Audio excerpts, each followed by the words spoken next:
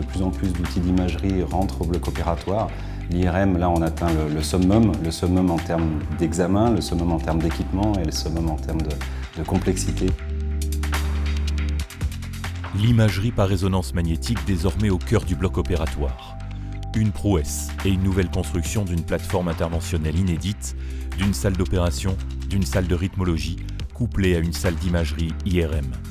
Un dispositif inédit qui place les HUG plus encore à la pointe en matière de chirurgie et d'imagerie médicale. Le challenge de ce projet est d'offrir de l'imagerie IRM, non pas avant ou après une intervention, mais pendant cette intervention. Et pour réussir j'ai presque envie de dire cet exploit, on aura à disposition une IRM qui est suspendue à un rail et qu'on peut emmener en salle d'opération. Donc le Gibor est constitué d'une salle IRM qui est en son centre, et cette salle jouxte d'un côté un bloc opératoire dans lequel l'IRM pourra être déplacé, et de l'autre une salle de cardiologie où là, c'est le patient de cardiologie qui viendra dans l'IRM. C'est un projet pionnier dans la réponse technologique qui a été apportée, c'est-à-dire que les examens principalement opératoires avec un IRM se sont développés ces dernières années. Il y a peu d'installations dans le monde, mais celui qu'on est en train de faire ici à Genève est unique. Donc 10 tonnes qui sont sur des rails, qui coulissent, et on est sur des précisions millimétriques, donc c'est unique, effectivement.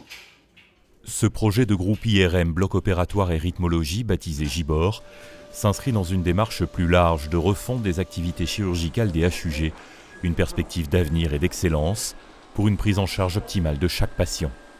Le projet AC10, qui a démarré en 2016, on peut l'appeler comme un programme, puisque le programme Activité chirurgicale comporte plusieurs projets majeurs. C'est la chirurgie de demain, effectivement, qui est certainement repensée, mais c'est repensé avec finalement nos activités actuelles. Donc on part de ce qu'on fait aujourd'hui pour finalement mieux s'organiser et mieux adapter nos futures pratiques, les futures pratiques des différents partenaires. Un projet né d'abord sur le papier qui aura réuni plusieurs services médicaux, neurochirurgie, cardiologie interventionnelle, radiologie et imagerie, appuyés par d'autres services de conception, de suivi et d'ingénierie biomédicale. Planification, travaux, gros œuvres, aménagement, installation de tous les moyens techniques, Gibor est né d'une volonté commune et d'une expertise partagée. On a eu 24 versions différentes sur le croquis de base, c'est-à-dire qu'il faut à la fois mélanger les contraintes techniques, les contraintes de la technologie de l'IRM suspendu entre autres, mais pas que, et puis les contraintes d'organisation médicale, paramédicale. On a beaucoup de mélange et d'interdisciplinarité au niveau du projet. C'est un groupe qui est constitué d'une trentaine de personnes qui se réunit depuis mars 2016 et l'enthousiasme n'a pas diminué. Et ce qui a été extraordinaire, c'est non seulement la motivation de toutes ces personnes, mais leur ouverture d'esprit à comprendre les besoins et les contraintes des autres métiers partenaires dans un environnement qui est absolument nouveau, avec de grands challenges, le premier étant celui de la sécurité. La sécurité, une obligation plus essentielle encore en présence d'une IRM à haut champ magnétique. Une fois les travaux et les installations finalisés, les équipes concernées ont pu bénéficier de formations spécifiques en lien avec un tel dispositif. Des formations en prévision des applications en neurochirurgie et en cardiologie interventionnelle. L'IRM a une problématique d'un champ magnétique extrêmement puissant et permanent. L'installation ne s'arrête pas lorsqu'on ne s'en sert plus.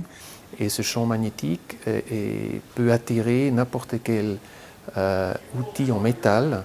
Alors il faut faire attention qu'on ne s'approche pas de cet appareil. Alors soit le matériel qu'on utilise dans ce bloc opératoire est IRM compatible, c'est-à-dire il ne peut pas être attiré par ce champ magnétique, soit il doit rester en dehors d'une certaine zone de travail ou de danger, et ça nécessite quand même une bonne coordination, une bonne formation. La présence de l'IRM au bloc opératoire permet aux équipes de neurochirurgie d'ajuster au mieux chaque geste et chaque décision en temps réel pour une meilleure stratégie d'intervention. Une précision tout aussi essentielle pour les activités de cardiologie interventionnelle et de rythmologie. Plus de précision, une imagerie plus efficace, moins de rayons X. Gibor est une nouvelle approche, un nouvel élan pour une chirurgie de plus en plus ciblée et personnalisée. Pour la première fois, c'est l'IRM qui va au patient, alors que traditionnellement, c'est le patient qui doit aller à l'IRM.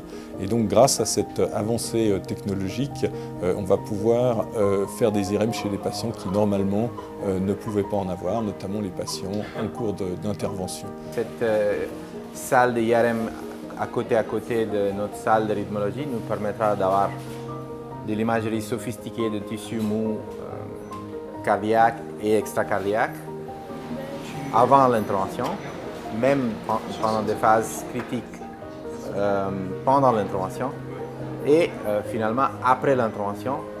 Donc ça nous permet de transposer des éléments recueillis par l'imagerie dans l'intervention et de l'utiliser pour améliorer la geste et la suite.